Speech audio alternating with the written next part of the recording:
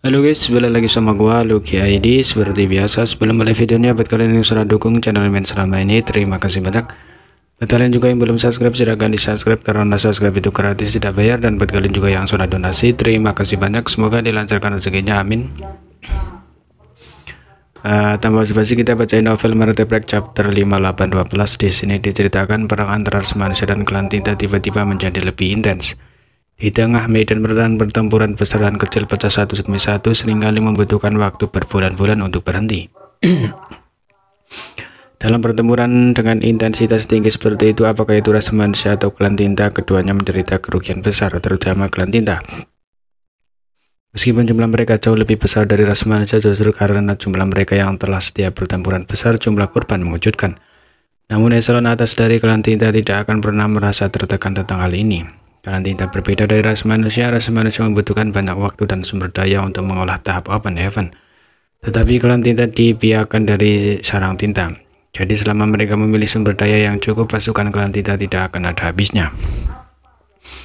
Di bawah klan tinta peringkat tinggi hampir semuanya adalah umpan meriam. Dalam pertempuran besar, mereka seringkali menjadi yang pertama dikirim untuk menghabiskan kekuatan ras manusia. Di Walayulin, pertempuran hebat pecah saat banyak kapal perang ras manusia membentuk armada besar, membagi medan perang dan mengepung pasukan klan tinta.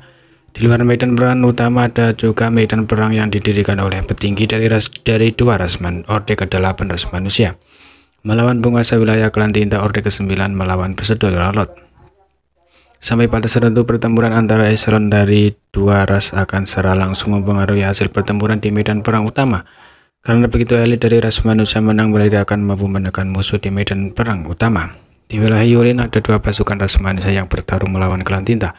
Salah satunya adalah tentara Azuresun di bawah Lua Tinggi, sementara yang lain adalah tentara Yulin asli dari wilayah Yulin. Setelah wilayah Azuresun diambil alih, tentara Azuresun pindah ke wilayah ini untuk bergabung dengan tentara di sini, sangat meningkatkan kekuatan mereka. Awalnya memulihkan wilayah Yulin bukanlah tugas yang sulit, tetapi dengan kelahiran sejumlah besar Pesedoi Larlot klan tinta dan penambahan mereka, perang menjadi kurang jelas. Tuan Pesedoi Larlot belaka memang bukan tandingan Orde ke-9. Tetapi jumlah Tuan Pesedoi Larlot di klan tinta terlalu besar. Ini bukan pertama kalinya kedua belah pihak bertengkar. Selama beberapa tahun terakhir, baik ras manusia dan klan tinta sudah akrab satu sama lain, namun sesuatu yang tidak terduga terjadi kali ini.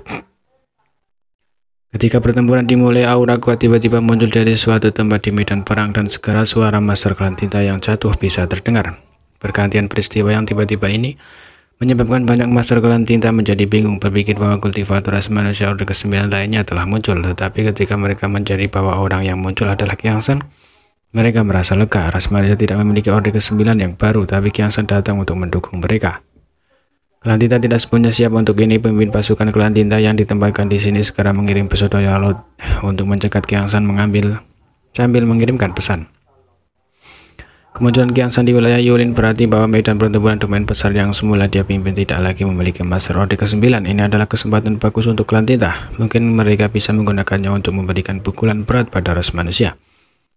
Dalam pertempuran ini, klan tinta telah menderita kerugian besar dengan kerjasama Kiang San dan Lua Tinggi. Kehidupan beberapa raja semu klan tinta menjadi tidak pasti, namun pada akhirnya itu gagal. Adapun Kiang San tidak bisa tinggal lama di sini. Setelah pertempuran berakhir, dia segera kembali ke medan pertempuran domain besar tempat tentara api darah mereka. Masih ada pertempuran yang pecah di sana, jadi Orde ke-9 seperti dia, situasinya pasti tidak baik. Pertempuran semacam ini terus terjadi di seluruh medan pertempuran domain besar, dan pasukan kedua ras terus mundur dan mundur, mengupas setiap domain besar menjadi penggiling daging. Meskipun serangan sengit dari ras manusia telah gagal untuk memulihkan wilayah mereka yang hilang, itu telah menyebabkan kerugian yang tak terbayangkan bagi klan tinta. Ketika perang pecah, jumlah umpan meriam di pihak klan tinta jelas berkurang. Jadi tidak ada yang salah, krisis semacam ini kemungkinan akan berlalu selama bertahun-tahun sampai satu pihak tidak lagi mampu untuk berhasil. Kecelakaan segera datang diikuti oleh kebangkitan seorang ahli. Dino Return Pasmonaya yang telah kembali dari dunia tunggu semesta akhirnya pulih setelah beristirahat di sarang tinta selama hampir 100 tahun. Hal pertama yang dia lakukan adalah mengunjungi Royal Lord Moyu dan menanyakan tentang perang saat ini antara kedua ras. Setelah mengetahui bahwa ras Malaysia telah merebut kembali 6 domain besar dan sekarang bertarung melawan klan tinta di medan pertempuran domain besar yang tersisa, Monai sedikit terkejut. Ketika mereka Berada di tunggu alam semesta, ras manusia telah menghasilkan 4 orde ke-9 dan jumlah besar Master Open Heaven orde ke-8. Kekuatan mereka telah meningkat pesat, jadi tidak mengherankan bahwa mereka telah mencapai hasil seperti itu. Yang mewujudkannya adalah bahwa klan Tinta sekarang mampu mempertahankan medan perang domain besar yang tersisa tanpa ditembus oleh ras manusia. Dia mengira bahwa semua medan perang domain besar telah hilang. Tuan di medan perang nama Yangkei sekarang, Tuan Monaye, meskipun dia sudah menjadi Loyalot.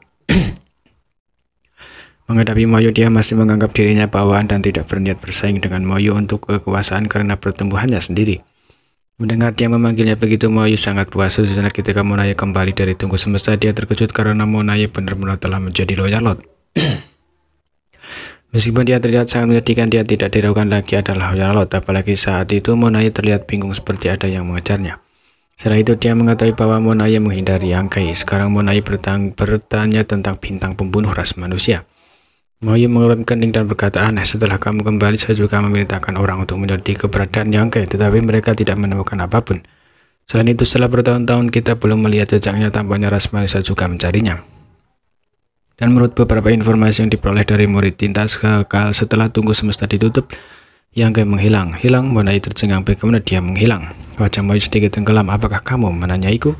Monaye dengan cepat membungkuk, bawaan ini tidak berani, tapi ini sangat aneh. Moyo memandangnya dalam-dalam dan mengangguk, ini memang aneh. Aku juga telah mencegahnya datang ke sini untuk menimbulkan masalah tahun lalu, tapi dia memang menghilang. Kalau tidak dengan kemampuannya, tidak mungkin dia tidak muncul. Baru sekarang dia menyadari bahwa pembangkitan Yangkei ke tampuk kekuasaan tidak lebih dari pejuang berat karakter minor. Jadi menjadi pelayan sekte kecil di desa terpencil, dia telah tumbuh menjadi landasan ras manusia, bahkan sebuah bendera dan simbol kepercayaan. Kemauan luar biasa macam apa ini? Itu mengharuskan untuk berusaha lebih keras daripada mereka yang memiliki bakat luar biasa. Dia tidak bisa menahan nafas panjang. Ombak besar menyapu pasir, mengungkapkan warna asli seseorang. Ninja mengangkat tangannya dan menyisir rambutnya ke belakang telinga. Suami selalu melakukan hal-hal hebat. Kita saudara perempuan telah berada di bawah sayapnya selama bertahun-tahun dan seringkali tidak dapat membantunya. Faktanya semua orang sangat cemas. Jadi selama ini, apakah itu Sister Rumeng atau Senior Suyan, mereka semua telah berkultivasi dengan rajin. Berharap suatu hari bahkan jika mereka tidak dapat membantu suami, mereka tidak akan menjadi beban untuk dia. Julun berkata dengan sungguh-sungguh, Nyonya, ia terlalu serius. Rumeng dan yang lainnya saat ini berada di luar pembatasan besar aula surgawi. Mendengar perintah Senior Fuguang untuk melawan klan Tinta di sana dan memastikan bahwa pembatasan besar tidak hilang.